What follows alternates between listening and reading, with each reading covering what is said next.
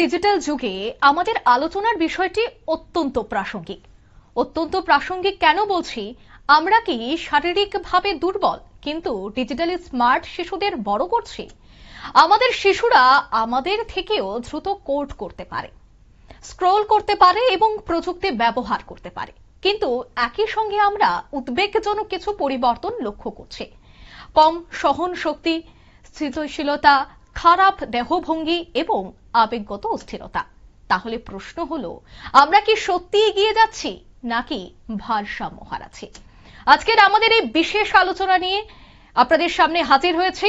নমস্কার, আমি রয়েছে আপনাদের সাথে অঙ্কিতা, আর আমার সাথে কিন্তু আইএলএস হাসপাতাল থেকে এই মুহূর্তে যুক্ত হয়ে গেছে শিশু এবং নবজাতক রোগ বিশেষজ্ঞ ডক্টর আকাশ জ্ঞানদেও সরকারে। It is my privilege to welcome Dr. Akash, who will help us understand the medical and psychological aspect of the issues. पहले आपको हार्दिक स्वागत है हमारे चैनल पर इस इम्पोर्टेंट टॉपिक पे डिस्कस करने के लिए। তিনি মূলত শিশু স্বাস্থ্য এবং শিশু নিউরোলজি এবং নিবিড় পরিচর্যার কাজ করেন এবং এনআইসিইউর নবজাতক থেকে কিশোর সব বয়সী শিশুদের নিয়ে তিনি কাজ করে থাকেন। তাই আমাদের এই বিষয় নিয়ে থাকবে আজকের এই আলোচনা। प्रथमेই पहला जो आपका क्वेश्चन है वो है, आज के बच्चे क्या सच में शारीरिक रूप से कमजोर हो रहे हैं? क्या बोलेंगे? जी बिल्कुल, जेनेटिकली कमजोर तो नहीं बोल सकते, बट चेंजिंग लाइफस्टाइल की वजह से फिजिकली कमजोर जरूर हो रहे हैं। जो मैं ओपीडी में देख रहा हूँ, ऐसे बच्चे हैं जिनका चाइल्डहुड ओबेसिटी हो रहा है, they have less endurance, vitamin D deficiency हो रहा है उनमें, they have poor postures, low muscle tone. बच्चों का बचपन जो है वो हंसने, खेलने, कूदने के लिए बना है। आजकल के बच्चे ज्यादातर समय सिर्फ एक जगह पर बैठे रहते हैं स्क्रीन के सामने। उसकी वजह से बॉडी, उनका फिजिकल डेवलपमेंट ठीक से होता नहीं है। हमारा बॉडी बेसिक प्रिंसिपल पे काम करता है। आप जितना बॉडी को ट्रेन करोगे उतना वो ग्रो करेगा। So it grow stronger if you strengthen it, it grows weaker if you ignore it. लेकिन आजकल के बच्चे तो बेसिकली जो देखा जाता है तो टेक्निक में आगे है, तो वे क्या प्रगति नहीं है? हाँ बिल्कुल प्रगति है, बट एट व्हाट एक्सपेंस? क्या हमें सिर्फ मेंटल प्रोग्रेस चाहिए? आजकल के बच्चे हम देखते हैं कि कोडिंग सीख जाते हैं, 6 साल की उम्र में कोडिंग सीख लेते हैं, बट वही बच्चा 100 मीटर दौड़ सकता है, 10 मिनट दौड़ सकता है बिना थके।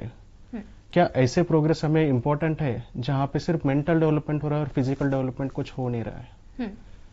तो फिजिकल डेवलपमेंट ब्रेन डेवलपमेंट को और हेल्प करता है। सो हमारा नेचर बैलेंस के ऊपर वर्क करता है। सो बैलेंस होना चाहिए both in mental development and physical development. और अतिरिक्त स्क्रीन टाइम जो मस्तिष्क पर क्या प्रभाव डालता है? इसके लिए हमें थोड़ा सा न्यूरोबायोलॉजी समझना जरूरी है। छोटे बच्चों का, खास करके 6 साल तक के बच्चों का जो ब्रेन होता है वो न्यूरोप्लास्टिसिटी मतलब जितना आप बच्चे के ब्रेन को ट्रेन करोगे उतना वो ग्रो करता है। 6 साल के बाद it's very difficult to train human mind. So excess screen exposure की वजह से थोड़ा सा जो न्यूरो हार्मोन्स होते हैं, न्यूरो हार्मोन्स मतलब जो ब्रेन को ट्रेन करते हैं, उसमें काफी सारे चेंजेस होते हैं। जैसे ज्यादा स्क्रीन देखने की वजह से डोपामिन जो हार्मोन होता है ब्रेन का, वो ज्यादा स्टिमुलेट हो जाता है। डोपामिन हमारे ब्रेन में इसलिए इंपॉर्टेंट होता है कि जैसे कुछ हैप्पीनेस, प्लेजर, इमोशनल जो एक्टिविटी होता है उसको रेगुलेट करता है ब्रेन में। बच्चे रील्स देखते हैं, इंस्टा पे वीडियोस देखते हैं, उससे डोपामिन ज्यादा बन जाता है और उनको उतना ज्यादा ब्रेन को हैप्पीनेस का आदी हो जाता है। तो ऐसे बच्चे को इंस्टेंट ग्रेटिफिकेशन, इंस्टेंट हैप्पीनेस चाहिए होता है। तो इन्हें स्कूल का जो टीचर्स का टीचिंग होता है वो उन्हें बोर लगने लगता है। वो जल्दी अटेंशन स्पैन उनका कम हो जाता है, उनका इम्पल्सिविटी, गुस्सा आना, अग्रेसिवनेस, ये सब ज्यादा हो जाता है। दूसरा होता है कि हमारे प्री फ्रंटल कॉर्टेक्स, ब्रेन का एक जो पार्ट होता है उसका काम होता है कि इम्पल्स कंट्रोल करना होता है, अग्रेशन कंट्रोल करना होता है, कुछ हम एक्टिविटी कर रहे हैं उसका प्लानिंग करना होता है। एक्सेस स्क्रीन एक्सपोजर की वजह से प्री फ्रंटल कॉर्टेक्स का ये एक्टिविटी इतना डेवलप होता नहीं है, तो उसकी वजह से बच्चा इनअटेंटिव हो जाता है, उनका आउटबर्स्ट बहुत फास्ट हो जाता है, गुस्सा करना शुरू कर देता है, उनका प्लानिंग मिसमैनेज हो जाता है, उनका इमोशनल डिसरेगुलेशन हो जाता है। थर्ड होता है कि स्लीप इश्यूज। जो स्क्रीन होता है वो स्क्रीन में ब्लू लाइट का ज्यादा इफेक्ट होता है, जिसकी वजह से जो मेलाटोनिन हार्मोन होता है हमारे ब्रेन में, मेलाटोनिन हार्मोन इसलिए होता है कि हमारा स्लीप नॉर्मल तैयार हो। तो इसीलिए हम डे टाइम में मेलाटोनिन कम होता है, नाइट टाइम में ज्यादा होता है, इसलिए बच्चा हम नॉर्मली ह्यूमन सोते हैं नाइट में। बट नाइट टाइम में अगर स्क्रीन टाइम ज्यादा हो गया तो मेलाटोनिन का सप्रेशन हार्मोन सप्रेस हो जाता है, मतलब उसका प्रोडक्शन कम हो जाता है, जिसकी वजह से बच्चा नींद ठीक से होता नहीं है। नींद ठीक से हुआ नहीं तो वापिस ये सब अग्रेसिवनेस, आउटबर्स्ट, इम्पल्सिविटी, ये सब प्रॉब्लम्स शुरू होते हैं। बच्चों का मेमोरी कम हो जाता है।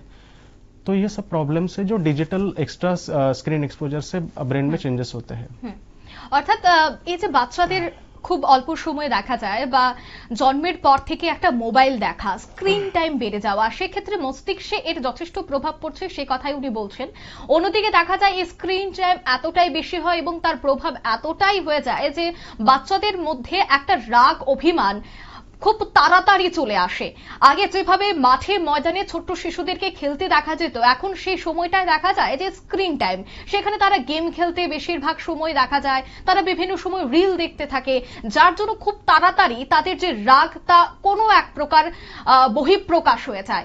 অন্যদিকে মোবাইল স্ক্রিনে যে ব্লু লাইট থাকে সেটাও কিন্তু চোখে এবং ব্রেনে যথেষ্ট প্রভাব ফেলে, যার জন্য শিশুদেরকে প্রতিনিয়তই বলা হয় যে মোবাইল বা কম্পিউটার থেকে অন্তত 6 থেকে 7 বছর পর্যন্ত যেন দূরে রাখা হয়, কারণ শিশুরা অত্যন্ত কোমল থাকে এবং তাদের অঙ্গ পতঙ্গ তখন সঞ্চার হতে শুরু করে, আর সেই সময়টাতে শিশুদের যত্ন নেওয়া এবং এই বিষয়গুলিতে সচেতন হওয়া অভিভাবকদেরও কিন্তু প্রয়োজন।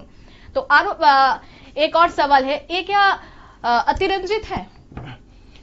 सॉरी, मतलब ये जो अभी हो रहा है बच्चे की पढ़ाई में इसका इफेक्ट हो रहा है, तो इस सब मिलके उसका ब्रेन में भी कुछ डेवलप में कुछ खमियां रह जाते हैं। हाँ, जैसे कि बहुत सारे बच्चों को भी हम स्पीच डिले देखते हैं, जो बोलने में थोड़ा देरी हो जाता है बच्चों को। तो नॉर्मली जो हम बच्चों का स्पीच डेवलपमेंट होता है, लैंग्वेज डेवलपमेंट होता है, वो टू वे कम्युनिकेशन की वजह से होता है। बच्चा सोशली कितना कनेक्ट होता है उसमें होता है। पहले ऐसा था कि पहले जॉइंट फैमिलीज रहते थे, दादा दादी रहते थे, माँ बाप में एटलीस्ट दोनों में से एक कोई पेरेंट घर पे रहता था, तो इंटरेक्शंस बहुत ज्यादा था। So because of face to face interaction बच्चे बात करना जल्दी सीख जाते थे। स्क्रीन टाइम की वजह से it is just one way of communication, उससे जस्ट पैसिव लर्निंग हो रहा है बच्चों का, तो स्पीच डिले एक बहुत ज्यादा है। दूसरा है कि बच्चे का अटेंशन, जैसे मैंने आपको बोला कि प्रीफ्रंटल कॉर्टेक्स एरिया जो ब्रेन का है, इसमें एक्टिविटी काफी सारी चेंजेस होने की वजह से बच्चा अटेंशन स्पैन कम हो रहा है, उनका इंपल्स आउटबर्स्ट, इमोशनल डिसरेगुलेशन हो रहा है, बच्चे ज्यादा गुस्सा कर रहे हैं, उनको स्कूल का टीचिंग अच्छा नहीं लगता है, बोरडम लगता है, बोरिंग लगता है उनको ये सब चीजें। तो ये सब चीजें ऐसा लगता है कि पेरेंट्स को लगता है कि इनके बच्चों को attention deficit hyper active disorder, जो एक बिहेवियर प्रॉब्लम है, ये जैसे ऐसे बिहेव करते हैं, जो कि एडीएचडी थोड़ा ब्रेन का अलग से प्रॉब्लम है, और एक्सेस स्क्रीन एक्सपोजर की वजह से जो इन अटेंशन है वो थोड़ा अलग से प्रॉब्लम है। और लॉन्ग टर्म जोखिम क्या है इसमें? सो अगर बच्चे का सिर्फ मेंटल डेवलपमेंट हो और फिजिकल डेवलपमेंट ना हो, तो अभी का जो जनरेशन है हम बहुत देख रहे हैं कि बच्चों को हाइपरटेंशन 10 साल की एज में आ रहा है, बच्चों को ओबेसिटी हो रहा है, अर्ली जो फैटी लीवर हम बोलते थे कि ओल्ड एज में होता है, जैसे 40-50 के एज में हो रहा है, वो अभी बच्चों को 10-15 साल के बच्चों में दिख रहा है। उनका विटामिन डी डेफिशिएंसी होता है। तो ये सब प्रॉब्लम लॉन्ग टर्म इफेक्ट्स में ऐसे बच्चों को 25 to 30 ईयर्स के एज में इनको डायबिटीज होता है, इनको बीपी का प्रॉब्लम शुरू होते हैं, हार्ट के प्रॉब्लम शुरू होते हैं, इनका जो पहले 60 और 70 के एज में होता था। तो ये सब लॉन्ग टर्म इफेक्ट्स है at the expense of physical development. অর্থাৎ তিনি বলছেন যে শিশুরা যেভাবে মোবাইল বা টেকনোলজির যুগে যেভাবে মোবাইলের মধ্যে অনেকটাই প্রবেশ করছে, যার ফলে পরিবারের সাথে যে সম্পর্ক, সেই সম্পর্কটাও কমে যাচ্ছে, যার এর ফলে কি হচ্ছে, এর ফলে সমাজ কিভাবে চলছে বা কিভাবে পরিবারের সাথে কথা বলতে হয়, কিভাবে একটি অনুষ্ঠানে গিয়ে একত্রিত হতে হয়, সেই জিনিসটা এখনকার বাচ্চারা কিন্তু ভুলে যাচ্ছে। অন্যদিকে এর প্রভাবটা কিন্তু শারীরিক দিক দিয়েও পড়ছে। অনেক ক্ষেত্রে দেখা যায় বা আগে দেখা যেত যে 60 থেকে 70 বছর হলে বিভিন্ন রোগ দেখা দিত, কারণ রোগ প্রতিরোধ ক্ষমতা অনেকটাই কমে যেত। কিন্তু এখন দেখা যাচ্ছে ছোট ছোট বাচ্চাদেরও বিভিন্ন রোগ হয়। সেক্ষেত্রে উনি বলছিলেন যে ফ্যাটি লিভার, উনি বলছিলেন যে চোখের অনেক সময় সমস্যা হয়। ছোট্ট বাচ্চাদের বেশিরভাগ ক্ষেত্রে দেখা যায় যে এখন প্রত্যেকের চোখে চশমা থাকে। আগে এত চোখে চশমা দেখা যেত না, কারণ এখন দেখা যায় যে 3 থেকে 4 বছরের বাচ্চারও চোখে এখন চশমা লাগছে। এই যে শারীরিক দিক থেকে সেটাও কিন্তু একটা বড় এফেক্ট হচ্ছে বর্তমানে এই ধরনের লাইফস্টাইলের ফলে। তাই এই বিষয়টা নিয়ে আমরা আরো বেশ কিছু ওনার থেকে জানবো, যেহেতু আমি আজকের এই টক শোয়ে এই বিষয়টা নিয়ে গুরুত্বপূর্ণ আলোচনা করছি। কারণ বর্তমান দিনে দাঁড়িয়ে যারা টিভির ওপারে বসে আমাদের এই খবরটি দেখছেন বা এই আলোচনাটি দেখছেন, তাদের ঘরেও বাচ্চারা রয়েছে এবং তারাও চিন্তা করছেন যে কিভাবে স্ক্রিন টাইম কমানো যায়। কারণ সকালে ঘুম থেকে উঠে একটা মোবাইল বা টিভি, সেটা রাত পর্যন্ত চলে। তো আমি আরো একটা বিষয় জানবো, what about emotional resilience? Emotionally emotional उनका सोशल कांटेक्ट जो है, सोशल कम्युनिकेशन है, वो कम होता है। बाकी बच्चों के साथ जो उनका पीयर कनेक्शंस होता है या फिर पीयर कॉन्फ्लिक्ट जो होता है, वो रिजॉल्व करने में उनको डिफिकल्टीज है। इन केस अगर कुछ जैसे हम सीखते ऐसे है कि हम गिरने से सीखते हैं, हम फेल्योर से सीखते हैं। ये सब बच्चों का सीखना कम हुआ है। So they are becoming easily getting frustrated, easily getting angry, impulsivity हो रहा है। तो ये सब emotionally they are getting disconnected बोल सकते हैं फ्रॉम द रियल वर्ल्ड। और एक तो है पढ़ाई का दबाव। तो पढ़ाई का दबाव क्या समस्या बन सकता है? जी बिल्कुल। अभी का जो एकेडमिक प्रेशर्स है वो काफी ज्यादा है, काफी हद तक ज्यादा है। कंपटीशन एक तो बच्चों को कोडिंग सीखना है 6 साल की उम्र में, एकेडमिक प्रेशर्स है, पेरेंट्स कंपटीशंस को देखते हैं, ट्यूशंस, ओलंपियाड्स, ये सब चीजें के पीछे सब भाग रहे हैं। और इसकी वजह से जो नॉर्मल फिजिकल डेवलपमेंट होना चाहिए उसके ऊपर कोई इतना ध्यान नहीं दे रहा है। और एक प्रॉब्लम है कि अर्बन डेवलपमेंट, जिसमें बच्चों को आउटडोर प्ले के लिए गार्डन्स नहीं है जहाँ पे बच्चा खेलने के लिए जाए, वो स्पेस ही नहीं है। तो काफी सारी डिफिकल्टीज फिजिकल डेवलपमेंट में देखी जा रही है अभी। आप बोल रहे थे कि बाहर खेलना कितना इंपॉर्टेंट है अभी बच्चे के लिए? बाहर बच्चा खेलेगा, कूदेगा, दौड़ेगा तो फिजिकल डेवलपमेंट होने वाला है। बच्चे का बोन स्ट्रांग होगा, बच्चे का मसल स्ट्रांग होगा। And at the same time because of development of this bones, muscles and social contact, social interactions, peer connections, बच्चे का मेंटल डेवलपमेंट भी उसी के साथ डेवलप होता है। दूसरा एक देखा जाता है कि फिजिकल डेवलपमेंट जितना ज्यादा होगा at the same time intelligence भी बच्चे का उतना अच्छे से होता है। অর্থাৎ আগে দেখা যেত যে মাঠ ঘাটে বাচ্চারা খেলতো, কেউ সাইকেল নিয়ে খেলতো, কেউ দেখা যেত যে ছোট্টবেলার দিনটা সেই গুটলি মারা দিয়ে কিন্তু বছরের পর বছর, দিনের পর দিন কাটতো এবং মাস্টার ফাঁকি দেওয়া, এই বিষয়গুলি আগে দেখা যেত। কিন্তু বর্তমানে এই বিষয়গুলি যেন এক প্রকার বিলুপ্ত হয়ে গেছে এবং এর প্রভাব সরাসরি এখন বাচ্চাদের মধ্যে পড়ছে। কারণ বাচ্চারা এখন খেলতে পারে না, জায়গা অনেক ছোট হয়ে গেছে। বিভিন্ন যে জায়গায় মাঠ রয়েছে সেই জায়গাতেও বাউন্ডারি দিয়ে সংকীর্ণ করে রাখা হয়েছে, যার জন্য বাচ্চারা এখন বাড়ি থেকেও বেরোতে পারে না, যার জন্য স্ক্রিন টাইমটা অনেকটাই বেড়ে গেছে। তাই এটাও কিন্তু একটা বড় সমস্যা, বর্তমান যারা ছোট্ট বাচ্চারা রয়েছে তাদের ক্ষেত্রে একটা বড় সমস্যা। और एक क्वेश्चन है आपके, स्क्रीन क्या ध्यान का समस्या बन सकता है? बिल्कुल बन सकता है। जैसे मैंने आपको एक्सप्लेन किया कि न्यूरोबायोलॉजी, जिसमें डोपामिन एंड दूसरा होता है प्रीफ्रंटल कॉर्टेक्स, जिसको हम एग्जीक्यूटिव फंक्शन के लिए इंपॉर्टेंस बोलते हैं, जिसमें प्लानिंग, इमोशनल डिसरेगुलेशन, अटेंशन, ये सब प्रॉब्लम्स अगर रहेगा तो बच्चा स्कूल में ध्यान देगा ही नहीं। एक्स्ट्रा स्क्रीन एक्सपोजर की वजह से जो हार्मोनल चेंजेस हो रहा है उसकी वजह से जो नॉर्मल सोशल कम्युनिकेशन होना चाहिए वो डेवलप होगा नहीं, और उसकी वजह से लॉन्ग टर्म इफेक्ट जो रहेगा वो आईक्यू को तो, इंटेलिजेंस को तो अफेक्ट करने ही वाला है, at the expense of, at the same time physical development को भी अफेक्ट करेगा। हम बोलते हैं एक छोटे बच्चे के लिए पहला जो स्कूल होता है वो होता है फैमिली। तो हम इस टॉपिक पे बात कर रहे हैं और बहुत ही इंपॉर्टेंट टॉपिक है इस साल में। माता पिता क्या जिम्मेदार है इसके लिए? जी, माता पिता को कंप्लीट जिम्मेदार ठहराना थोड़ा गलत होगा, बिकॉज अभी क्या जनरेशन में both parents are working. Peer pressures बोल सकते हैं या फिर एकेडमिक कंपटीशन बोल सकते हैं, और दूसरा है कि न्यूक्लियर फैमिलीज।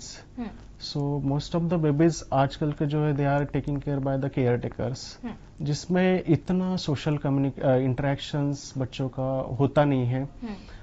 तो मुझे एक लगता है कि इसमें ब्लेम करना थोड़ा ये होगा, instead of blaming at least accept करना चाहिए पेरेंट्स ने कि थोड़ा उन्होंने फिजिकल डेवलपमेंट में एटलीस्ट डेली बच्चों के साथ 1 घंटा गार्डन में पार्क में जाके उनके साथ उनको बाकी बच्चों के साथ खेलना कूदना, या फिर उनको बाकी जो चीजें होती है सोशली वो एक्सप्लेन करना इम्पोर्टेंट है। आदर्श संतुलन क्या है इसमें? दोनों, जैसे मैंने बोला कि नेचर बैलेंस पे वर्क करता है। इंटेलिजेंस तो इम्पोर्टेंट है ही, बट उसी सेम टाइम पे फिजिकल डेवलपमेंट भी होना चाहिए। जो मुझे लग रहा है कि बैलेंस होगा, अगर 2 साल के बच्चे के लेस देन 2 इयर्स के बच्चों के लिए नो स्क्रीन होना चाहिए। जब बच्चे खाना खाते हैं उस टाइम पे no screen. More than 2 years के बच्चों के लिए स्क्रीन ठीक है, बट वो क्या देख रहे हैं वो भी इम्पोर्टेंट है। Instead of seeing some reels, insta video जिसमें वायलेंस ज्यादा रहेगा, इससे अच्छा they are seeing some learning videos. तीसरा होता है कि at least they should have one physical habit, physical sport habit, और गुड न्यूट्रिशन होना चाहिए। और पहले के जमाने में हम देखते थे बच्चे और पेरेंट्स का जो मिलावट, और गार्डन में आपने जो बोला, लेकिन अब working women, working father, mother, solution क्या है? सोल्यूशन तो वही है कि एटलीस्ट क्वालिटी टाइम स्पेंड करना चाहिए। आजकल जो हम देखते हैं कि पेरेंट्स उनके काम होने के बाद भी बच्चा अपने मोबाइल पे है, बोथ पेरेंट्स अपने मोबाइल पे बात कर रहे हैं, या फिर उन फोन में बिजी है। इवन देखा जाता है कि बच्चे जो खाना नहीं खाते तो मोबाइल पकड़ा देता है, वो कैसा? तो that is for temporary solution. Parents से देखते कि चलो मेरा बच्चा खाना नहीं खा रहा है, एटलीस्ट मोबाइल दिखा देते, बट लॉन्ग टर्म इफेक्ट्स कोई देखता नहीं है। जैसे लॉन्ग टर्म इफेक्ट्स में मैं ये सब बोल रहा हूँ कि बच्चे का ब्रेन के ऊपर काफी सारे चेंजेस होते हैं, और उसके लॉन्ग टर्म इफेक्ट जैसे आफ्टर 20 या 30 ईयर्स के बाद बहुत देखने को मिलेंगे, जिसको हम चाइल्डहुड ऑनसेट मेटाबॉलिक सिंड्रोम जैसा अभी एक मेडिकल टर्म्स है, जो अडल्ट में काफी सारे हाइपरटेंशन, डायबिटीज, फैटी लिवर, ये सब चीजें देखने को मिलेगा। एक एक्सपीरियंस आप जो शेयर करना चाहेंगे?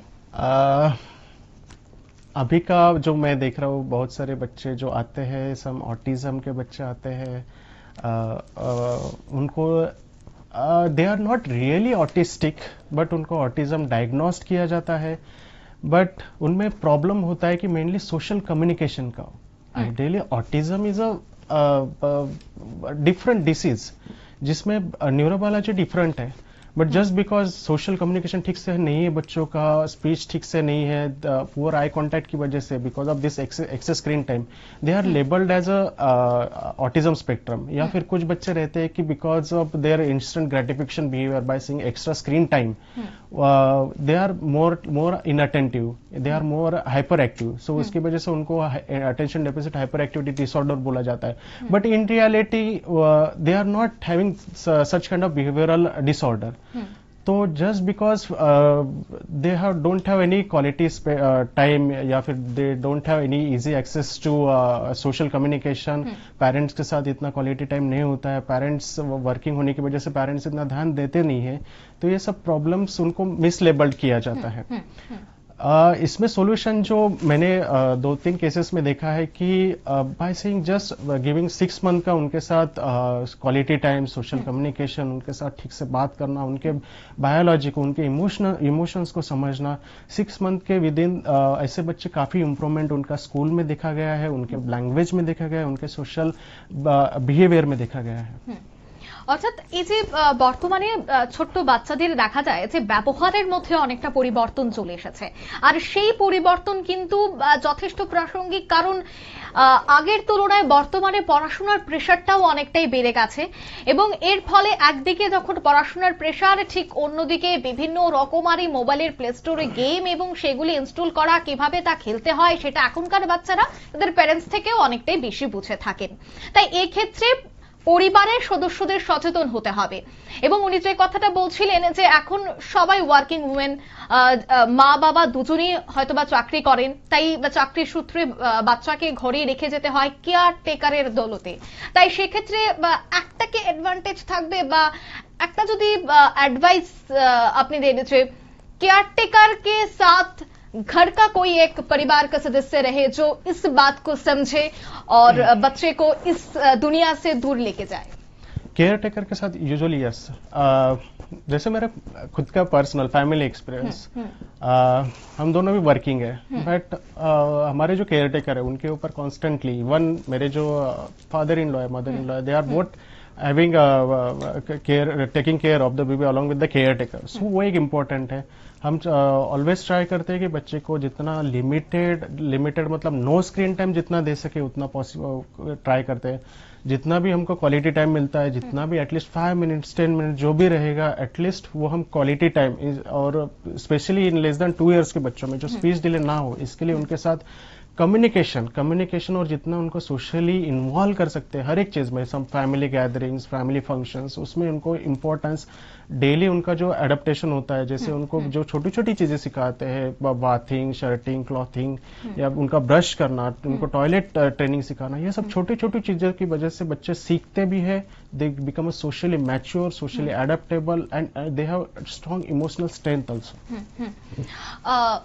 मेरा भी एक एक्सपीरियंस था, एक छोटे बच्चा जो बात करने का समय है, लेकिन उसके मम्मी पापा दोनों ही हॉस्पिटल में रहता है, तो इसलिए दादी के पास रहता था बच्चा, और मोबाइल देखते देखते आज वो बात ही नहीं कर सकते।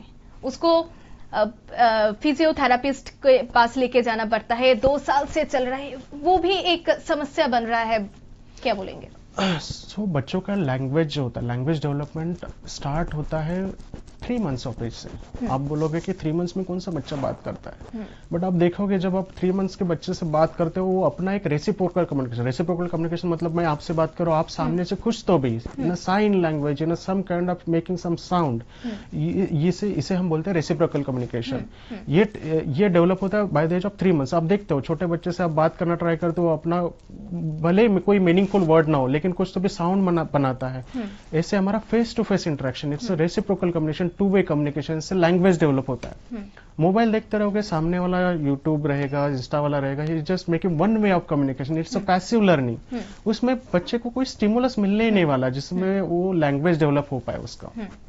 অর্থাৎ ছোট্ট বাচ্চাদের যখন তাদের খেলাধুলার সময় বা যখন তার হাঁটার সময়, কথা বলার সময়, সে সময় সেই বাচ্চার প্রয়োজন তার সাথেও কথা বলার একটা লোকের। তাই সেক্ষেত্রে এই বিষয়গুলি অবশ্যই নজর রাখা প্রয়োজন, নয়তোবা বাচ্চারা কথা বলতে শিখবে না, এবং সেই না শেখা বা সেই সময়টাতে সময় না দেওয়া আগামী দিনে কিন্তু পরিবারের জন্য একটা বড় কাল হয়ে দাঁড়াতে পারে।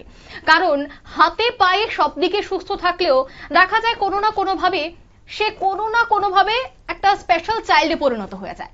তাই সেই বিষয়টা অবশ্যই পরিবারের প্রত্যেকের নজর রাখতে হবে, যতক্ষণ না বাচ্চা নিজের অন্তত নিজের দায়িত্বটা নিজে না নিতে পারে। অন্যদিকে পিঠে থাকে বইয়ের বোঝা, আর পিঠে যখন বইয়ের বোঝা থাকে ঠিক তখনই বাবা মায়ের একটা স্বপ্ন থাকে ছেলেকে ফার্স্ট হতে হবে, আমার মেয়েকে পুরো ক্লাসের মধ্যে ফার্স্ট হতে হবে। আর এই বিষয়টা একটি মেন্টালি প্রেসার ক্রিয়েট করে বাচ্চাদের মধ্যে। তাই সেক্ষেত্রে সব বাচ্চা যে পড়াশোনাতেও এগিয়ে যাবে সেটাও কিন্তু নয়, সে জায়গায় খেলাধুলা রয়েছে, বিভিন্ন অ্যাক্টিভিটি রয়েছে, সেই জায়গাতেও বাচ্চাদেরকে পাঠানো দরকার। কারণ কোন জায়গায় বাচ্চাদের কোন প্রতিভা লুকিয়ে রয়েছে সেটা কিন্তু বলা অসম্ভব, কারণ প্রত্যেকেই পড়াশোনায় কিন্তু ফার্স্ট হয় না। বিরাট কোহলি কিন্তু পড়াশোনায় প্রথম ছিল না, সে ক্রিকেটে গেছে, তার জন্য আজ তার বিশ্বে নাম্বার 1 র্যাঙ্কিং রয়েছে রানের ক্ষেত্রে। তাই এই বিষয়গুলিকে কিন্তু প্রথমেই প্যারেন্টসদেরকে ভাবতে হবে। क्या बोलेंगे इस पे आप? मेरा जो डेफिनेशन है, जो मुझे जो लगता है कि डिजिटल स्किल्स फ्यूचर के लिए ज़रूरी है, बट जो इमोशनल स्ट्रेंथ है, कोर स्ट्रेंथ है, फिजिकल डेवलपमेंट है, वो सर्वाइवल के लिए ज़रूरी है। একদম, অর্থাৎ সার্ভাইভাল করতে গেলে কিন্তু বা সার্ভাইভ করতে গেলে কিন্তু এই বিষয়গুলিকে অবশ্যই মাথায় রাখতে হবে, এবং যে কথা তিনি প্রথম থেকে বলে আসছেন যে মস্তিষ্ক থেকে শুরু করে গোটা শরীরেই এর প্রভাব পড়বে।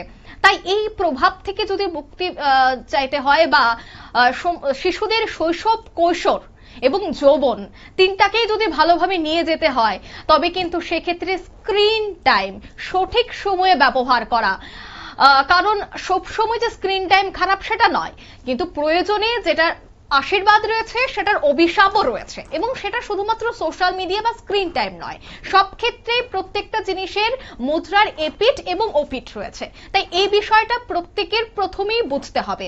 তাই এই প্রোগ্রামটা আমাদের জন্য খুবই গুরুত্বপূর্ণ। আরো একটা বিষয় জানবো, আপনি যেহেতু আইএলএস থেকে এসেছেন, आईएलएस में फैसिलिटीज क्या है इसके लिए?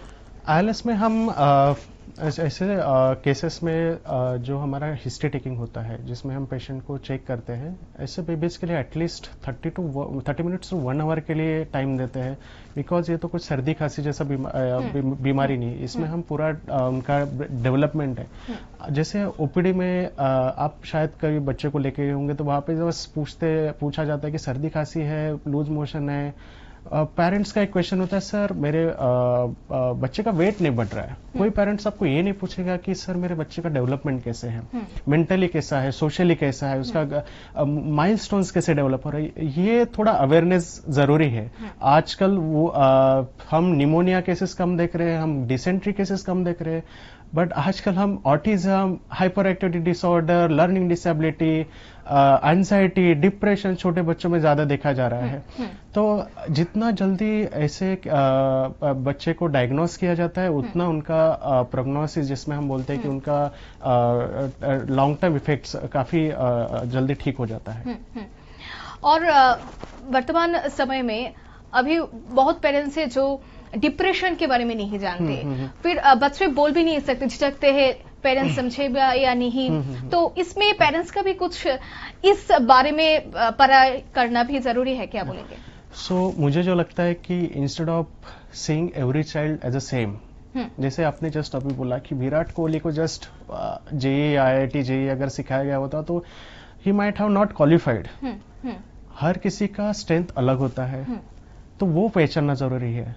दूसरा बच्चा मैथ्स में अच्छा है, इसका मतलब ये नहीं कि आपका बच्चा भी सेम करे। हो सकता है आपका बच्चा म्यूजिक में अच्छा हो, वो अरिजीत सिंह बन जाए, लता मंगेशकर बन जाए।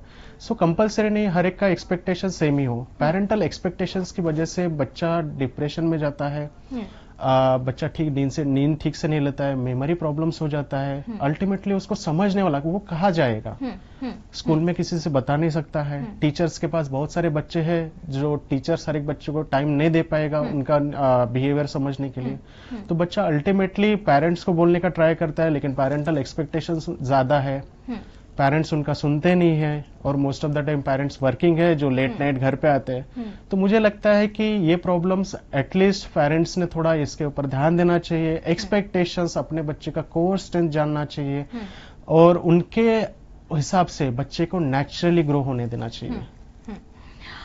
অর্থাৎ তিনি বলছিলেন যে বাচ্চাদেরকে প্রতিনিয়তই প্রাকৃতিকভাবে কিভাবে বড় করা যায় বা কিভাবে লালন পালন করা যায়। অন্যদিকে ডিপ্রেশন বা অন্যান্য যে সমস্যায় বর্তমানে বাচ্চারা থাকে বা বিশেষ করে কৈশোরে যারা রয়েছেন, তারা অনেক ক্ষেত্রে দেখা যায় যে পড়াশোনা চাপ, এক্সামে আমার সত্যি ভালো নম্বর আসবে কিনা, যদি খারাপ নম্বর এসে তবে বাড়িতে কি বলবে, যদি বাড়িতে কিছু বলে আমার ফ্যামিলি কি বলবে, আমার ফ্যামিলি এই বিষয়টা মেনে নেবে কিনা, এই বিষয়গুলি নিয়ে কিন্তু অনেক ক্ষেত্রে দেখা যায় যে রীতিমতো ডিপ্রেশনে অনেকেই চলে যায়, কারণ কোটাতে আমরা প্রতিনিয়ত দেখতে পাই যে সুইসাইডের মতো ঘটনাও ঘটে থাকে। তাই সেক্ষেত্রে এই বিষয়গুলিকে অভিভাবকদেরও ভাবতে হবে, চিন্তা করতে হবে যে তার বাচ্চা ঠিক রয়েছে তো। একটি ঘরে দরজা বন্ধ করে বসে থাকা মানে সে সুস্থ রয়েছে তো, নাকি তার কোনো সমস্যা রয়েছে। একদিকে যখন শাসন, ঠিক অন্যদিকে ফ্রেন্ডের মতো অর্থাৎ বন্ধুত্বপূর্ণ সম্পর্ক বর্তমানে প্রয়োজন বাচ্চাদের সাথে, নয়তোবা এই ধরনের ডিজিজ কিন্তু আগামী দিনে বড় আকার ধারণ করতে পারে। এবং আজকের আমাদের যে এই বিষয়টা তা কিন্তু এই গুরুত্বপূর্ণ একটা আলোচনাই ছিল, যেখানে আমরা একাধিক বিষয় আলোচনা করেছি। আরো একটা শেষ প্রশ্ন, লাস্ট मैसेज क्या रहेगा बच्चे और पेरेंट्स के लिए, और इस प्रोग्राम में मैं आपको क्वेश्चन किया था, लेकिन एक ऐसा एक्सपीरियंस शेयर करिए जो मेंटली एंड इमोशनली इंस्पायर्ड हो लोगों के लिए। सो जैसे मैंने अभी जस्ट एक एग्जांपल दिया था, एक बच्चा डायग्नोस किया था autism spectrum disorder, and last 2 years से ही is just on some medications, and occupational therapist और स्पीच थेरेपिस्ट उनको continuously every monthly 6 monthly therapies दे रहे थे लैंग्वेज डेवलपमेंट के लिए।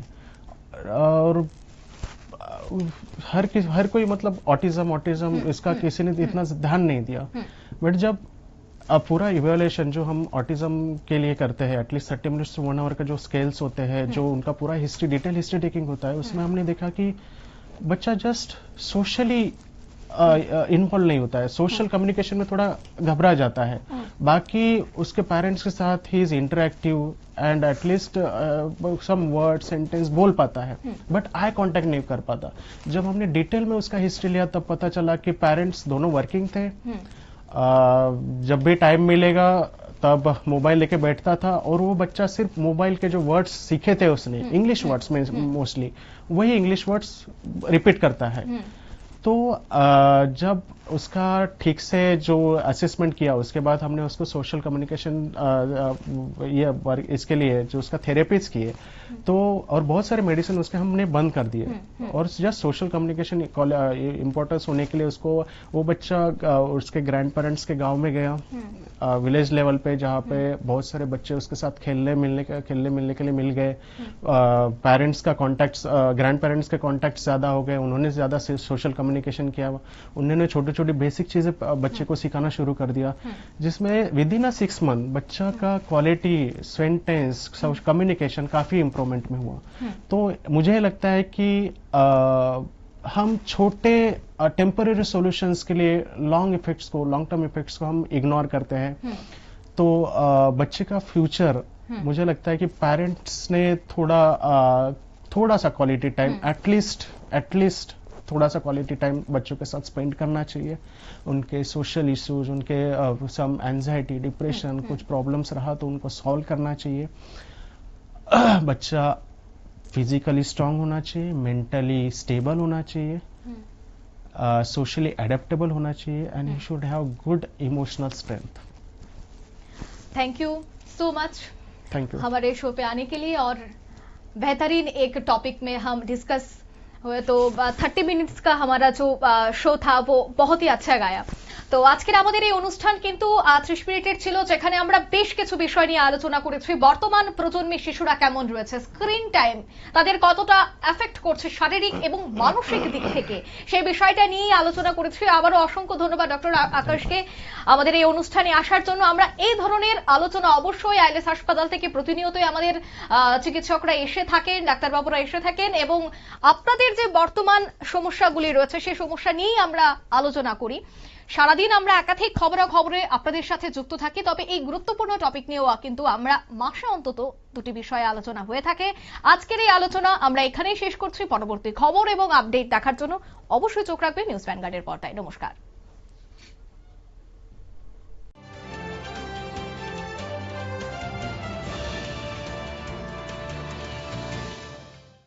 আনন্দ আর ভালোবাসার দীপ্তিতে গড়া সমুজ্জ্বল পরমা, ঠিক তোমারই মতো।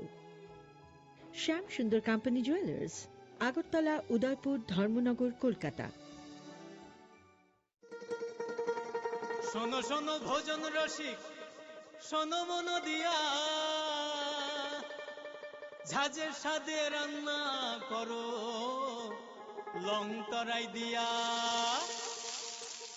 ইলিশ সর্ষে পোস্ত বাটা যেমন ইচ্ছে নাও, মালাই চিংড়ি মাংস কষা চেটে পুটে খাও, আহা চেটে পুটে খাও, আহা চেটে পুটে খাও। লং তরাই কাচ্চি ঘানির সর্ষে তেলে টেস্ট, যে খাবে সেই বলবে লং তরাই বেস্ট। লং তরাই তরাই সর্ষের তেল, ঝাঁঝে স্বাদে তোমাকে চাই। আহা লং তরাই বেস্ট, আহা long Terai best.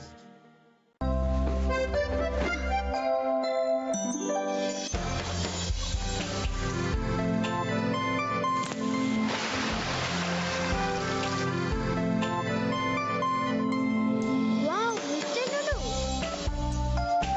Run, Mr. Noodles. Taste the flavor of love.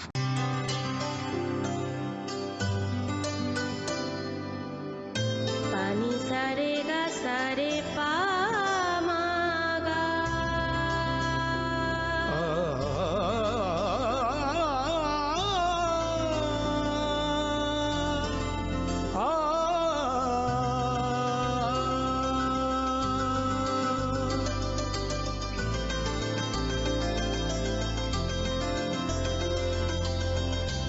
Swarnakamal jewellers, আপনার চেয়ে আপন।